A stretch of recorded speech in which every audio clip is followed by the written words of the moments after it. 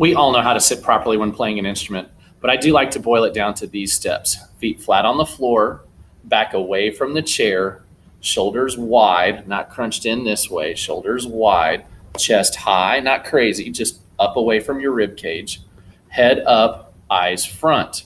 This will get us in the right position to get the maximum amount of air into the trumpet. The basic idea on how to hold the trumpet is to get into, and I'm going to turn just a little bit so it's easier to see the camera, to get into this position where we can place the mouthpiece on the center of our lips and the bell is aimed relatively straight out. We might have to make some minor adjustments of the instrument angle due to someone's mouth structure, but basically, this is what we're looking for. So for the left hand, here's what I do. I take my thumb and I'm going to put it in this saddle right here. This is the first valve saddle. This will allow us to hold onto the instrument comfortably, okay? And I take my ring finger, or in my case, my hands are huge. I actually take my second finger. Most of you are going to take your ring finger and you're going to put it in this little circle right here, okay? My hands are huge, so I actually take my second finger and do this, all right? This is going to allow us to grab the instrument and hold it comfortably. And it's also going to allow us to move these slides that we worked on lubricating in the last video.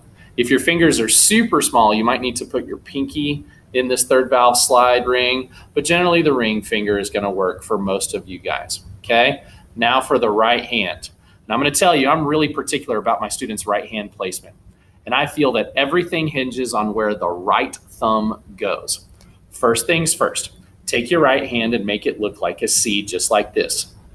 Notice that your thumb and fingers all are pointing in basically the same direction. So keep that in mind, okay? So what we're going to do is we're going to place our first three fingers on top of the valves like this. 1, 2, 3. And I'm going to put my pinky finger on top of this little hook. Remember when we made our C like this, we didn't bring our pinky down like this. That wasn't natural. We want our hand to be as comfortable as possible up here. Now for the thumb, okay? I have my students place the thumb right about here, somewhere in between the first and second valves, pointed towards the valves. More on why in just a minute. But you'll notice that when I get into playing position, it's nice and comfortable and I still have my C here. The one thing you will also notice, I'm going to turn just a little bit I'm going to turn right towards the camera so you can see it. You'll notice I actually have the trumpet turned just a little bit to my right when I get into playing position. This makes it easier for my fingers to press straight down on the valves. If I have it turned straight up and down, I have to kind of turn my wrist like this to push the valve straight up and down. And if I push the valve sideways at all, then the metal could end up scratching. And you'll notice one of my valves actually came up really slowly and it could rub or scratch the inside of the valve casing. Now, I'm going to get back to where I was.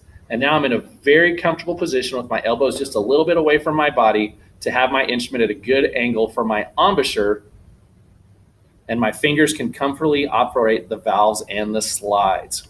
Here's some things to watch out for.